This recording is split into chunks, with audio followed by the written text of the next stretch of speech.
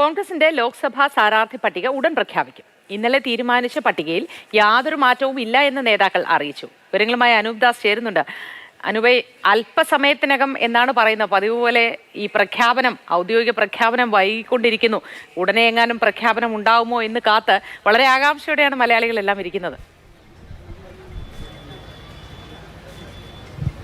നേരത്തെ പല തെരഞ്ഞെടുപ്പുകളിലും ഇങ്ങനെ മലയാളികൾ ആകാംക്ഷയോടെ ഇരുന്നപ്പോൾ രാത്രി 11 മണിക്കും 12 മണിക്കും ഒക്കെയാണ് സ്ഥാനാർത്ഥി പ്രഖ്യാപനം ഉണ്ടായത്. എന്തായാലും ഇന്നത്ര വൈകില്ല എന്നാണ് AICCയിലെ പ്രധാനപ്പെട്ട ചില നേതാക്കൾ പറയുന്നത്. KC വേണുഗോപാൽ മല്ലികാർജ്ജുൻ ഖാർഗെയുടെ വീട്ടിലാണ് ഇപ്പോഴുള്ളത്.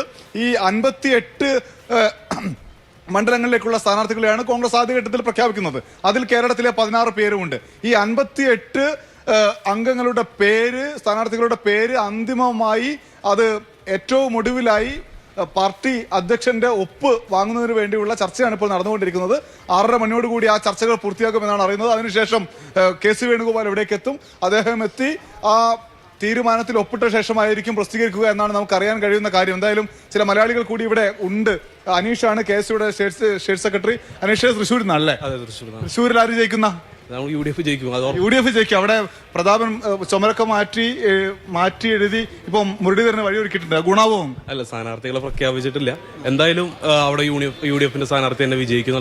ആവേശമുണ്ടോ മുരളീധരൻ വരുന്നതിൽ? എന്താണ്, മുരളീധരൻ വരുമ്പോൾ ഞങ്ങൾക്ക് ആവേശം തന്നെയാണ്. അതെ, മുരളീധരൻ വരുമ്പോൾ ആവേശം പറയുന്നു. എന്തായാലും വലിയ ആവേശത്തിൽ പ്രവർത്തകർ തൃശ്ശൂരിൽ മാറിയിട്ടുണ്ട്. ആ നിലയ്ക്കുള്ള പ്രഖ്യാപനം അവിടെ ഉണ്ടാകുമെന്ന് KC വേണുഗോപാൽ പറഞ്ഞിട്ടുണ്ട്. വേണുഗോപാൽ ആലപ്പുഴയിലേക്ക് പോകും.